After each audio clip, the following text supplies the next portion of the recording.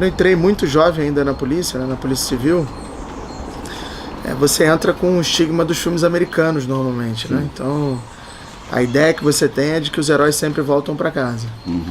E você percebe que os heróis do cotidiano, eles não necessariamente voltam para casa nesse estado de crime e violência que a gente vem vivendo.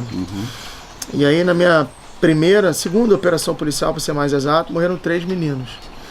Então, eles tinham 16 anos, um tinha 16 anos, um tinha acabado de fazer 18 e um tinha 19.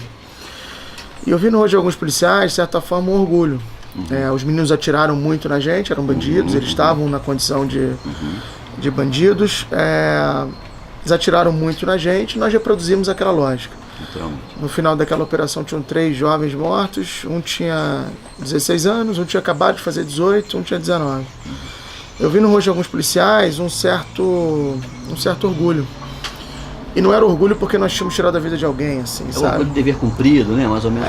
Você tem uma cultura que está estabelecida. O jornalismo tem uma cultura, o Poder Judiciário tem uma cultura. Cada um tem um olhar sobre essa o situação. mundo da saúde tem uma cultura e o mundo da polícia não é diferente. Então, tem uma cultura imposta para nós policiais que a missão está cumprida. São menos 3 bandidos, são menos 3 fuzis, que bom, não fomos nós. Eu vi no rosto de alguns outros policiais uma certa indiferença. E não era indiferença porque nós havíamos deixado de amar. Uma certa indiferença porque a gente precisa continuar fazendo o nosso trabalho com alguma sanidade. E se a gente leva aquilo para dentro de alguma forma, né? E o Mário Sérgio Cortella, um grande filósofo, ele diz que importar é trazer para dentro, né? Se a gente se importa de alguma forma, a gente adoece com aquilo ali.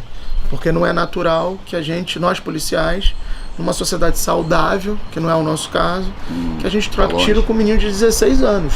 A gente não pode naturalizar já tá isso. Errado aí, né? Exatamente. A gente vive num estado de coisa tão louco, que nós temos aplicativos que dizem onde tem tiro no nosso estado. E a gente não acha estranho isso. Então a gente tem o fogo cruzado, por exemplo, é utilidade pública. Ou onde tem tiro, virou referência agora. E a gente não se dá conta da banalização disso tudo que a gente está vivendo e da automatização das relações sociais que a gente está vivendo. Bom, eu vejo no rosto desses policiais alguma indiferença. E dentro de mim, assim, o que tinha era uma intranquilidade muito grande. Né? Eu sou filho de uma classe média que vem de um ambiente de pobreza muito grande. Meus pais vêm de um ambiente de pobreza e conseguem transgredir a lógica social imposta a eles, a nossa família, que era a pobreza. E no meio desse caminho eu tô lá, né, naquele ambiente ali. Se você me perguntasse assim, como policial, em alguma medida eu achava também que estava fazendo o meu trabalho. Sim. Em alguma medida eu estava. Mas ao mesmo tempo ficava em contradição com os meus próprios valores. Falava assim, um moleque de 16 anos com uma arma na mão. E aí me parecia que aquilo ali não estava certo, assim, no jogo social não estava certo. O seu olhar era bem mais crítico. O meu olhar era de intranquilidade naquele momento, de inquietude, assim. A verdade era essa. E o Papo de Responsa nasce desse cenário de inquietude e de intranquilidade.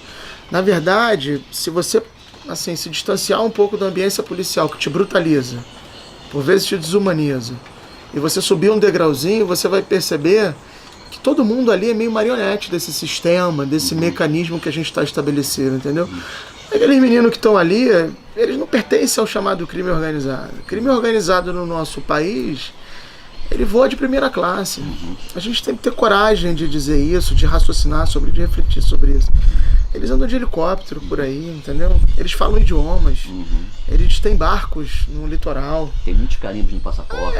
Muitos carimbos no passaporte, entendeu? Nós, policiais e bandidos que estão aí, eu vejo um menino desse, sabe, assim, anda de chinelo, falsificado, come quentinha, tem medo de policiais honestos, tem medo de policiais corruptos, tem medo da facção rival, tem medo da própria facção.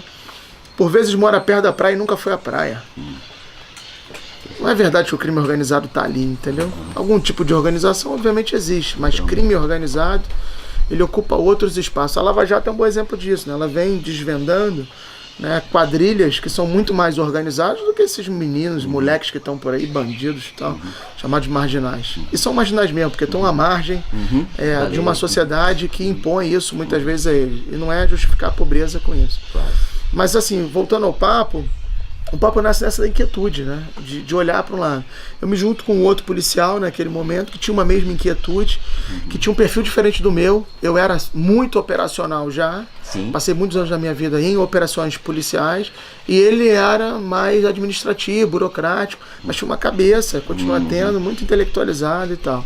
E o papo nasce daquela inquietude. Juntar essas duas experiências. Juntamos essas duas experiências, ele era mais velho do que eu, então isso também compunha. E a verdade é que a gente foi na minha primeira escola, foi na escola onde eu estudei. Porque como você pega a tua experiência policial há 15 anos atrás, foi onde a gente começou o programa, e vai para oferecer isso dentro de escola. A escola não estava acostumada a ter a polícia dentro do seu ambiente. Aliás, muitos professores, inclusive, resistiam à nossa presença. Pela própria cultura, porque né? O entendiam que o único olhar apresentado para a nossa sociedade é o olhar repressivo da polícia. E está longe de ser isso, inclusive. Está bem longe, inclusive, de ser isso. É um dos olhares, mas esse é o olhar mitificado pela grande mídia. E aí teve uma resistência lá. Uma resistência, mas na escola onde eu estudei, não. Olha. Porque lá eu era o Beto.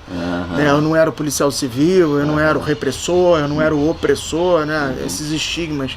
Eu não era o corrupto, eu era o filho da dona Alda e do seu Nonato. E lá, professores são heróis do nosso cotidiano que trabalham em muitas escolas. Né? Então tinham 3 professores naquela minha escola e eles olharam aquilo que a gente tinha feito e falaram assim, pô, dá pra você ir na minha escola também? Entender a proposta. E desde então a gente nunca mais parou. Caramba. Nessa brincadeira a gente começa como projeto, ainda era um nome bem lúdico, era Projeto Civilzinho. Depois a gente dá uma caminhada, é reconhecido pelo Ministério da Justiça, ganha prêmios.